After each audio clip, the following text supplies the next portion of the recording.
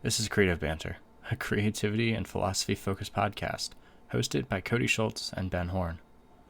We ended up being a bit all over the place this episode, as we worked to find our footing after Ben's recent absences for his winter trips, which we started the episode off talking about, before discussing my most recent adventures in student teaching, both rather briefly. Something that student teaching has helped me accomplish so far this year has been increasing the number of books I've been able to read. One of these books I had finished is Breath by James Nestor, which, as you will remember, Ben had recommended. After taking time to speak on a few of the topics found within the book, such as anxiety and how our faces have changed over the years, we talk a bit about poetry and the connections had with photography. Let's dive right into it, shall we?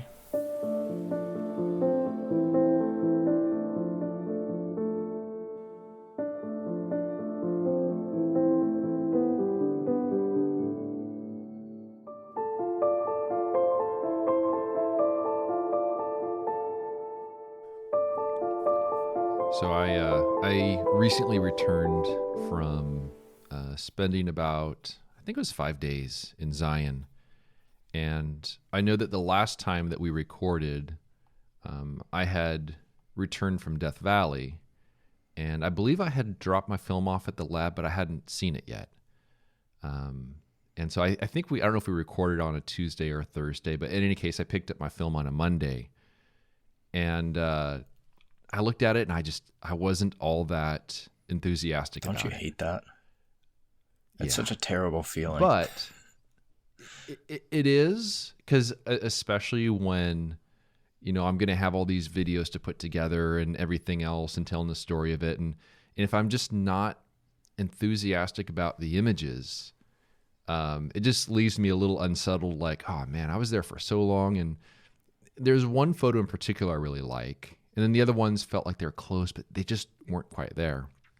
But also in retrospect, whenever I have feelings about my work like that, it's usually actually a good sign.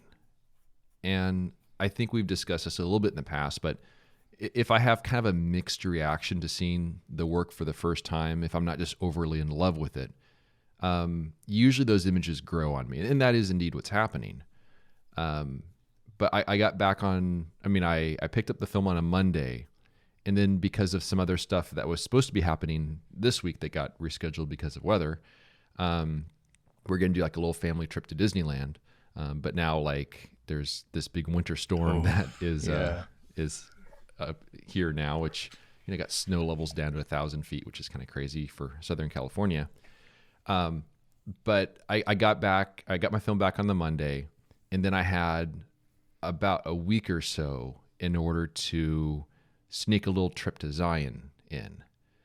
And this was really just because I wanted to go there anyways. I figured this might be my one last opportunity to have some, really cold, freezing conditions for some ice and some stuff like that. So I got there the day after a pretty sizable winter storm swept through. So it was on Valentine's Day that the storm went through. I got there on the 15th, and it was a delightful trip. I did video. I did the written journals for the next of the unpolished ebooks, and I found plenty of things to photograph. And it was kind of nice because in years past, I've always been trying to get there ahead of a winter storm, and which is wonderful. But at the same time, it's just so hard to try and capture everything that's going on as the storm is rolling through, that it's kind of stressful. But this time it was different because day by day, a little bit of the snow would melt, some new ice would appear in the washes, and it's like little bits and pieces of the park were being revealed with every day. And it was kind of like being transformed slowly and steadily over time back to the very familiar Zion that I know. So it worked out well. I exposed 23 sheets. I just got that film back today. Okay. And I'm there's definitely some good work there. So for between the two trips, I think I'm in very good shape for doing the videos and everything else that goes along with it. But just that sense of that unsettled feeling when seeing the film, it can be a little bit off-putting at first, but it's not such a bad thing. It really isn't. So have you done anything more than just look through like your film reveal video essentially? I haven't filmed the film reveal video yet. Okay. I cheated and I looked at the Death Valley stuff, and then I got back and like, I got back, I don't know, like a couple hours ago from picking up my film at the lab, and I just looked at it really quickly. So I know that there's some good stuff in there, but I'll probably be filming that video tomorrow, because it takes a bit of a setup to get the camera set up and everything like that. Right. So you just kind of flick through it. You just have like a cursory overview of it rather than Exactly. Just kind of getting that first impression, and then just because there's always photos where I'm like, ooh, how did I do on the exposure on this? How does this one actually look? And there was no bad surprises, which was good. And I think so far this year, it's actually shaping up to be a pretty solid lineup of work. And some of the images from Death Valley in particular they're very much on the sort of poetic side, which is the sort of stuff I oftentimes aim for. And I think there'll be a lot of stuff to work with, which will be not. And I haven't scanned any black and white. I haven't scanned any of it yet. So we'll see how the black and white turns out with the choices I made for development and all that sort of stuff as well. Yeah, you'll have to send me over some of the photographs once you get them scanned in. Yeah, take a look and see. I'm quite curious to see how they turned out for you. Yeah, and I cut the development times a fair amount shorter, and it looks, just by looking at the negatives on a light box, it looks like they'll be fairly decent. But I won't really know for certain until I get those scanned. Yeah, with any negative, that can always be kind of deceiving, especially when you're like not familiar with it. Yeah. Like depending on how you develop it, like for me going over to a color negative, it's just super deceiving as to how everything worked out. So yeah, color negative is really tough in particular, just because like you look at it like I know what this is, but I have no real clue unless the exposure is just horrendously bad, where like the negatives are super thin and there's nothing there. It's very hard to tell on that. And then one other thing, a little thought that occurred to me while I was in Zion. It was on, I think, the 4th day of my trip. So I was near the end of my trip, and I was revisiting the scene that I photographed back in 2017. This beautiful scene with these. It's one of the pictures on the on my website of the icons for the different galleries. It's for the With Trees one, where it's the maples with these boulders and grasses and stuff. And I always revisit that scene because it's such a beautiful area. I just love spending time there. And I was writing one of the journal entries as I was just sitting on a rock there, just staring at that scene. And it occurred to me that I had my Fuji Instax camera with me as I was just out for that little hike. I'm like, what I really need to do for this series of ebooks, the Unpolished series, is I really need to just take some snaps with the Fuji Instax photo, scan those, and incorporate those with the written entries as well, just to kind of go along with the theme of everything else. So I've got a couple images from the Instax that will be part of that series, and I think it'll just fit right in with the aesthetic of everything else. Yeah, that'd be really interesting. Kind of like snapshots along the way. Yeah, just kind of not really refined and just more documentational kind of thing. Exactly. So I think that whole process of that, creating that project, is something that has been evolving, and so I'm really looking forward to putting that together once I'm done with the videos and everything else. Yeah, I finally started finding a little bit of time to work on an ebook, work on my website and everything again, now that I'm more like, I want to say, I guess, like in the flow of student teaching and all of that. So Yeah. I'm I hoping don't know to. how you have time for doing that. I mean, with all the stuff you have going on, I don't know how you've managed to free up some time to work on anything else. Man, I have so much free time. It's ridiculous. It's helpful because of the fact that like, so a lot of it is co-teaching everything. So it's not like I'm really designing any unit plans or anything from scratch. I think I designed one that I'm going to be administering starting in March. But so a lot of it is like just working off of what my mentor teacher had already planned out, or at least loosely did, and then we just worked together to refine it. But on top of that, I have an hour in the morning and then 2 hours in the afternoon of just prep time, essentially. Oh, that's got to be nice to have. Yeah. So I get home and I just do nothing, which is not at all what I should be doing, but it's also like, it's nice for once to just come home and just chill out. Yeah, So, I mean, you got to have that break to kind of decompress and just relax a bit. yeah. So now I'm at a point where I'm like, okay, now there's stuff that I'd like to get done. Let's get on it. Like getting my website together and finishing that up so I can relaunch everything.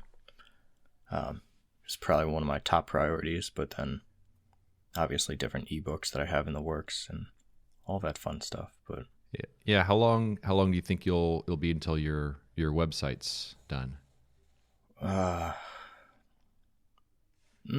Mid-March. I have to have it done before April, because that's when my site renews anyway. Oh, okay.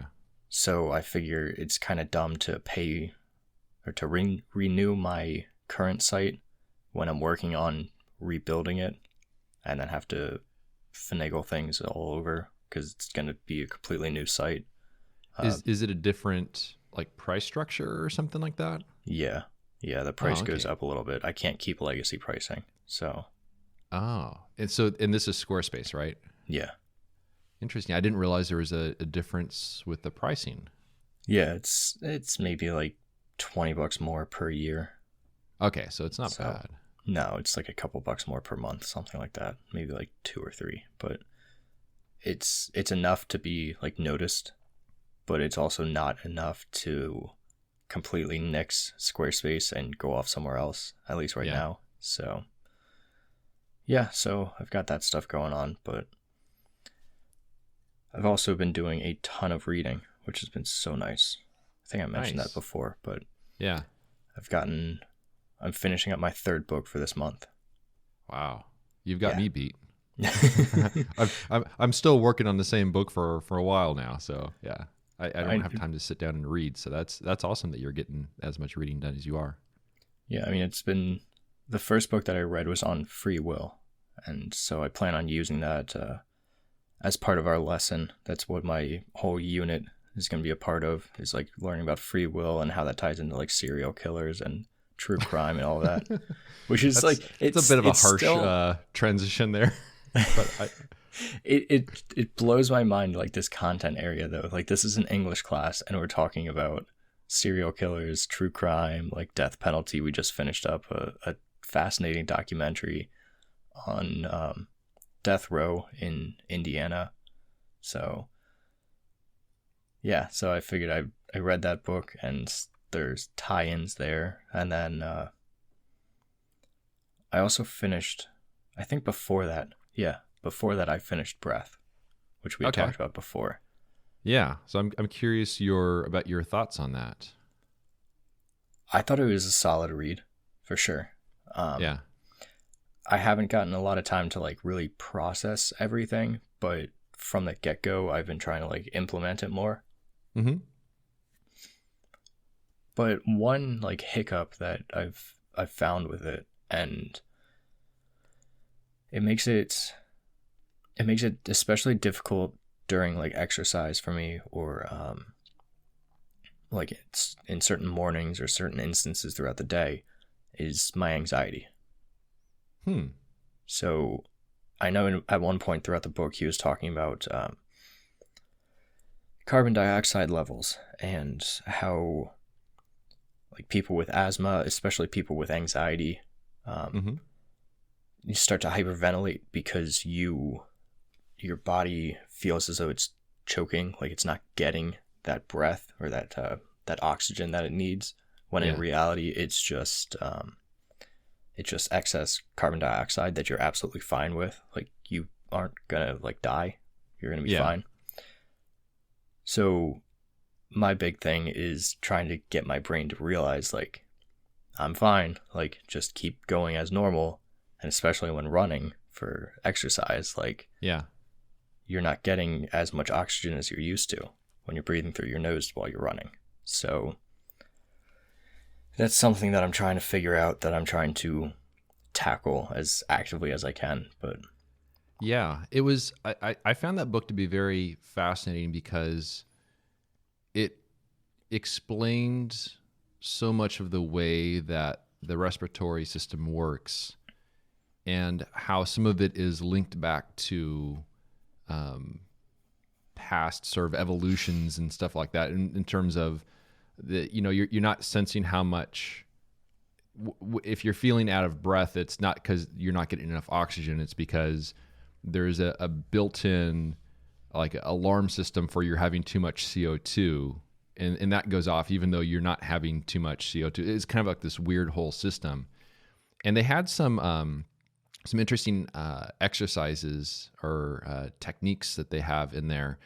Some of which I do when I go for the walks, which is basically it's a matter of exhaling all the way and then seeing how many steps you can take before you have the urge to breathe, and then you can kind of keep extending that out, and you kind of reset that calibration for the levels of CO2 that you can tolerate. yeah, I've got to go through some of those exercises. I noticed that they were in the back, but yeah, and that part I think was rather fascinating because I'll do those when I'm out walking the dog, and it's just kind of gets into a whole like body hacking kind of thing. So I found that to be rather interesting, and when I would go skating, I would just do nothing but breathing through my nose. At first, you kind of feel like you're drowning, but then after a while, you kind of seem to reset some of those indicators a little bit, and then all of a sudden, it becomes like very relaxing. So I found that to be a very fascinating thing, and especially with like the whole, deep breathing to reduce the anxiety with like holding the exhales to be like really long and stuff like that, and controlling heart rate and all kinds of like crazy things that one is able to achieve through that. Yeah, that drowning experience, that drowning is definitely the way that I feel when I am like doing my like little run interval things that I do, and trying to breathe through my nose, and that is exactly the experience that like starts to trigger anxiety, at least on a basal level. And I'm like, but then you do it and you force yourself to get through that, and then at one point you're like, oh, this actually feels pretty good. Yeah. Like, oh, this is nice. Like I get into like a very calm state, and right now it's not like it doesn't last for super long, but I think that's primarily because of doing these intervals. So like I'll walk for a little bit, run, breathe through my nose for that whole as much as I can, and then I'll default back to mouth breathing because of that like drowning feeling. But then I'll start walking again, bring my heart rate down, breathe through my nose, then go back to running while breathing through my nose, and like repeat that until my body starts to get like more used to it. And then that calming feeling starts to kick in a little bit. Yeah. So For me, like if I go for my normal skate route, which is about 6 miles, and I really start pushing myself at the end of it to really get some speed going. If I'm doing the nasal breathing, at a certain point, it feels kind of like I'm meditating. It has like that same sort of like sense of calm throughout the body, which is not what one would expect necessarily.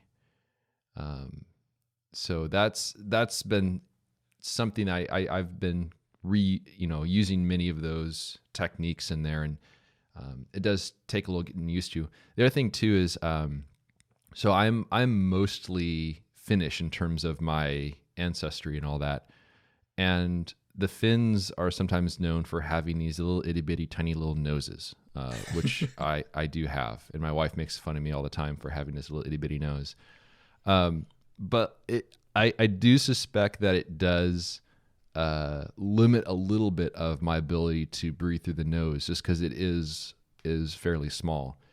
But maybe in some case that helps me. That has been a hurdle I've had to sort of overcome a little bit, which has perhaps helped a little bit with the technique and all that. But that's just one other variable on my part of it. That reminds me of how he said at one point early on in the book that we've essentially evolved in a similar track as what pugs have. Yes. Like in terms of our faces are so smushed compared to what they used to be, just like how pugs are. And I just was like, all right, so we are just as bad as they are. Like, yeah. Let's see if we can reverse engineer this maybe in a couple 1,000 years. Won't be quite as easy. Yeah, and some of this stuff, and if anyone is curious about the book, I would say definitely give it a read. So it's called Breath by James Nestor, I believe. Yeah, I'll have the link. But the two things that comes down to is that if you don't breathe through your nose, then you kind of lose a little bit of the ability to effectively breathe through your nose. And there's so much good stuff that comes with breathing through your nose instead of through your mouth. And then the other part of it is, as humans, we are designed to chew things. And a lot of food nowadays is very soft and not very chewy. And when we don't chew things, the front of our face doesn't develop as large as it should. And so the teeth get crowded, breathing airways get constrained, and all this sort of bad stuff happens. And so it really comes down to is you should chew things more, like intensely, and you should breathe through your nose more. And if you do those things, you can actually reverse some of these maladies that are very, very common, because we just live our little, posh lifestyles of not having to work very hard for things, and it has taken a toll on our bodies. He also mentioned sucking as well in terms of like breastfeeding as a child. I remember that was something else that was, because like everybody when you talk about like breastfeeding talks about like, oh, it's only the first 2 years, 3 years most kind of deal. But then you look back at history of it and it's like, no, like a lot of kids were being breastfed up until they were like 5, 10. Yeah. Like, so, and that like societal change really hurt us in terms of development. Thought that was an interesting point too. Like you go from, you've now cut off that sucking period, which is helping to develop your mouth. And then you go into a period of very soft foods. And you continue that where most of our foods these days, like you just said, are soft. Like there's not a lot of chewing to it. It's not something where you're chewing for hours throughout the day like your great to the 10th power grandparents were. Yeah. So, yeah, there are a lot of fascinating things. One thing that I do want to do with my new website and with all the reading that I'm trying to get through is I think it's Derek Sivers who has essentially book notes on his website. And he has these reviews that he does. So let me just pull it up real quick. So like for the first one that I pulled up, it obviously has the title, the ISBN number. That way you can really easily find it in the direct book. the date that he read it, uh, how strongly he recommends it out of 10, Mm-hmm. and then essentially just notes. It's not a summary, but it's just a list of the notes that he had taken that he felt were important. Which, all of that is essentially what I'm doing anyway with my reading. Like, I'm constantly taking notes. I have a little journal that I write down notes in. So I think that would be cool to throw up onto my new website as well. So I'll probably start that off with breath at some point. But Now, when you take the notes on the stuff that you read, is it so you can refer back to it, or is it really for the process of writing it down kind of helps commit it to memory, or is it kind of both? Or I'm curious about the taking of the notes for the stuff you read. with most of the notes, it's primarily like what I highlight, not necessarily any kind of like marginalia, as they call it. But it's all stuff that I would like to refer back to because I would use it for my writing. Ah, okay, that makes sense. Yeah. So all the books that I read have a purpose. It's ultimately because I want to learn something new and I want to apply that knowledge. That way I can better retain it. Ah, okay. Yeah. So Yeah, I hadn't thought about that angle, but that makes perfect sense. And it also makes sense why, it's so good for you to read all this sort of stuff, because then you can sort of, use that as for the writing and all that. So that's really cool. Yeah. Yeah. So I'm hoping that like one thing that I need to get on is my writing again this year, because I don't think I've really written anything. And it's not having the new website out is giving me an excuse not to publish anything. Because if I publish something on my blog as it currently stands, well, now I have to go back and I have to republish it on the news site when it launches. Yeah, just I doing have the to same reformat thing. it, and I have to do everything twice. Yeah. And what does that do with SEO, if anything? But it's still like in the back of my head, like, here's an excuse not to write, so let's just not write. So Yeah. another reason to just bite the bullet and get the site going. But Yeah. so Well, that's good. one other thing that came up, this is a couple weeks ago, but I went out on a short little hike with one of our listeners who happens, I've been talking to him for almost a year, pretty much since we started this, almost. Oh, cool. Daniel White. He's into like food photography, and but like not traditional food photography, more like with a story behind it. Okay, that's interesting. I haven't heard of such a genre of photography before. I'm curious about that. Yeah, like not a traditional, like you go and you open up like a food magazine or a magazine on like food and cooking, and you see all of like the top down plated kind of things. Yeah. More like one of the projects we were talking about had to do with like farms and how he would like to go to these like vineyards or these farms and photograph the people, photograph the crops, the vineyard itself, and then make something out of that crop in his kitchen, because obviously he's a food photographer, he likes to cook. Make something from that crop and photograph that as more of like a full-on storytelling aspect rather than, oh, here's some food that looks kind of pretty. Huh. So that kind of got me thinking like about the importance of storytelling, and in that same vein, like the importance of maintaining personal expression, because you can very easily be just a food photographer, like, and do what everybody else does.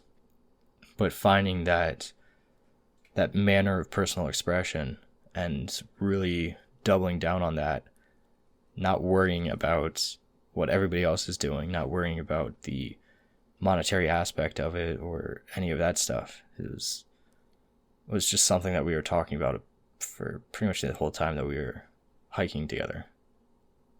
That's interesting, because that's very much something that I can relate to with my own work. And so it's really fascinating to hear an approach like that used for a different type of photography, and also with the storytelling aspect of it as well.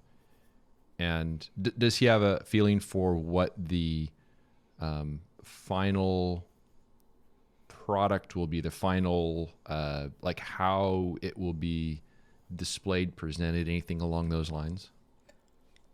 I don't want to speak too much for him, but from what we've talked about, more like tangible kind of thing, more like a zine perhaps, or a finalized book. Yeah. One thing we had talked about was like a book that had like extra perks to it, like a recipe that he had typed up from that book, from one of the things that he had cooked and photographed. So I think that's more of like a finalized product and like end goal. But yeah, I mean, I could see how a collection of that sort of work would lend itself very well to something in print, just because, just imagine, flipping through the pages and seeing the stuff and how everything comes together, as opposed to just, pictures on a website or some sort of presentation along those lines, which also would work. But I definitely think it does lend itself to something perhaps in print, which is kind of cool. Yeah. So him and I talk pretty frequently at this point. So it's been interesting to have someone to like bounce ideas off of and figure things out, like that's outside of the nature photography realm. Yeah. Because I think that's something that's always that is good to have, like just like why I send out my articles to like my girlfriend or to someone outside of what I do, who doesn't necessarily understand it, just because you can get those extra eyes on it, that extra viewpoint. So yeah, but running out of things to talk about, Ben. All right, one more thing before we wrap everything up. On the Discord, we had a question, and I'm not quite sure how to answer it, but I'm curious what you think of it. And this may end up being something that we have to come back to. But nonetheless, here we go. How do you look and see? Now, in the context of photography, I'm guessing. Given it's on our given it's on our Discord, yeah, probably.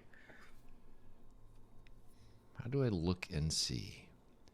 See, I'm going to think that has to do in the context of finding subjects. That's kind of what I'm thinking. At least that's my interpretation of that. And for me, I think it all comes down to I have to be in a certain state of mind. And I have to be, away from people, away from any sort of busy areas or anything like that, where I can just wander around. And in terms of looking and seeing, I think for me it comes to just wandering around, and then some sort of small detail catches my eye.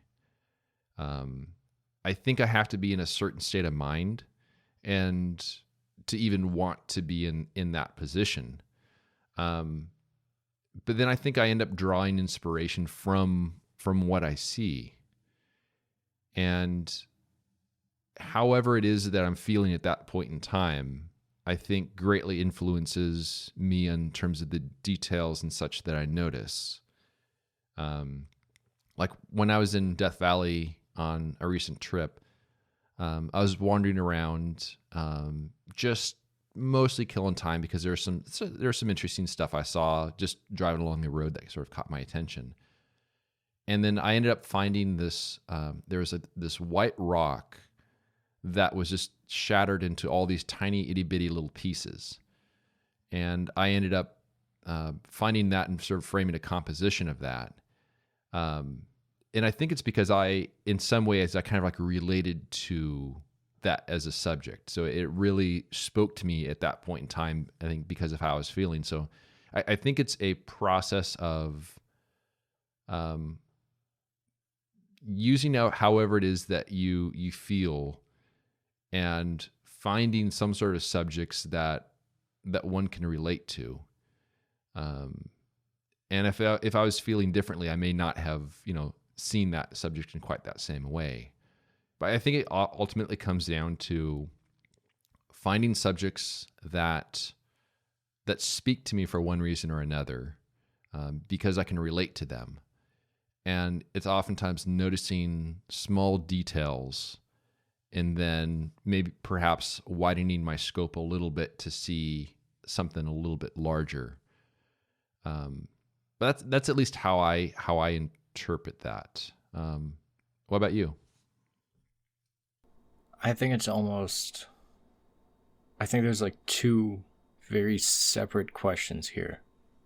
Like, how do you look? And then how do you see? Mm-hmm. And it's tough because it's such like an abstract question. Like, yeah, you have to have your own interpretation on it to even figure out how to answer it. Yeah, which I think is great. I think it's fascinating, but it's something that I will continue thinking about even after we're done recording today. Like, how do you look and how do you see? And kind of like along the lines of how you were saying, more of getting things or seeing things that catch your eye, that draw you in, that kind of show you some sort of reflection of yourself almost. And really just delving into that, really like taking that for what it is and experimenting with that. But it's tough. Yeah. There was when I'm wandering around the trips, I found it to be really nice to have the journal handy, because I'll have these thoughts that go through my mind, and I think a lot of it is because I am out in the wilderness, and that's kind of making me think a little bit differently. And if I don't write these thoughts down, I'm going to forget them as soon as I drive away to somewhere else. But I was thinking about when I was in Death Valley and when I was writing the journal, and I don't have the journal in front of me right now, but I was saying something along the lines of photography at its finest is visual poetry. Yeah. Where you're trying to say a lot with very little. And to me, that's something that is in the forefront of my mind when I'm out and about, trying to find the small things, the small details, the small scenes, things that one could simply walk right past and not notice. And when you are in that mindset to notice them, you realize how much potential there is all around you. But finding that visual poetry that is a reflection of how you feel at that moment in time. And to me, at least, a photo is relatively successful. It's hard to say successful because that can be twisted in so many different directions. But for me, at least I have a sense of satisfaction with an image if it conveys how I was feeling at that point in time. And if someone else viewing that photo has that same general feeling, I know that I was communicating that message, rather effectively. Not that everyone's going to see it the same way, but I think there's a connection that people will have with the work, especially if they see in it what I saw in that subject. But for me, I think the whole visual poetry thing is key, because it doesn't take a lot to say a lot when it comes to an image. You can say so much by revealing just a little bit of that landscape, in those small details especially. Yeah. Speaking on like the poetry aspect of it, I know we're going back like 5 years now, maybe. I don't quite remember exactly when, but at some point on Instagram, you had been doing those. You had been like highlighting different photographers whose work you enjoyed, and I remember you had done mine up to that point, and said about my work being like poetry for the soul. Yes, I do remember that. And that's like stuck with me like since that, because I just love that phrasing. And that's cool. It's kind of funny though too, because in this placement with student teaching, the my mentor does a poetry club, and so they were talking every year. They do like a magazine, and they were trying to figure out what they wanted to do with the magazine. And originally they were talking about designing it almost like the old iPhone Notes app, how you had like that off-white background, the lines and everything, and having it kind of like that for every page. And then he had taken a look at like my photographs, obviously, before I'd come in and all that. And he started thinking, and he put the question out to the group, because it's their project, obviously. Like, if they don't want to use it, whatever. But essentially put out the question of, do we want to use, or do they want to use my work to pair with their poems? And ultimately, it seems like that's pretty much the vein, or the path that they're going to be going down, is using some of my photographs and pairing them with the poems that they've written throughout this magazine. Really cool. So I just think that's a really cool, like, coming full circle kind of thing. So I'm looking forward to working with that and seeing where that goes. So it's gonna be the poetry that they've written, and then afterwards they're gonna pair it with the images. Is that kind of the way it's gonna work? Yeah. That's really interesting, because I think that will have a fascinating way, kind of like what we've spoken about in the past in terms of, pairing different images together. And from those two images, you kind of get a different feeling for each of them, how they're paired.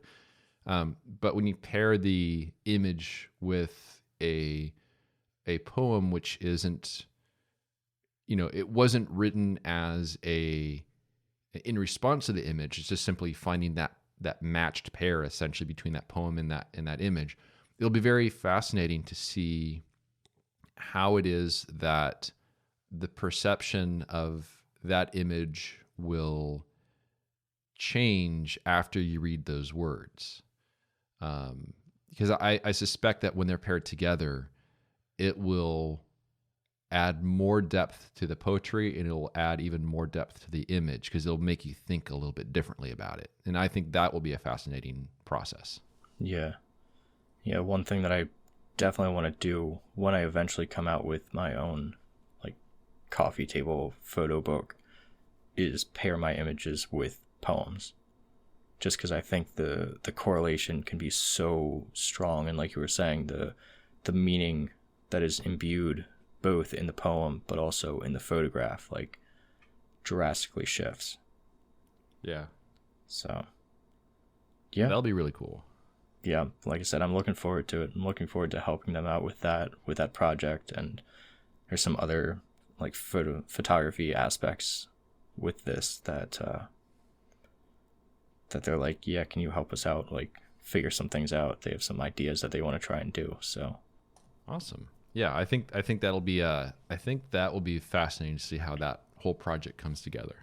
Is that going to be at the end of the semester, or is that something they're working towards at the end of everything? Or I'm not sure exactly when they publish it or plan on putting everything together. I know they're currently working towards it primarily with their poems, but I don't know when they publish it, when they are going to finalize anything, because I'm only with them until middle of May. Okay. They still have until the beginning of June or so for until they graduate. So, yeah, we'll see how it goes and see how everything comes together. But yeah, I'm excited. I look for forward to hearing some updates from you when you're eventually able to see the final thing.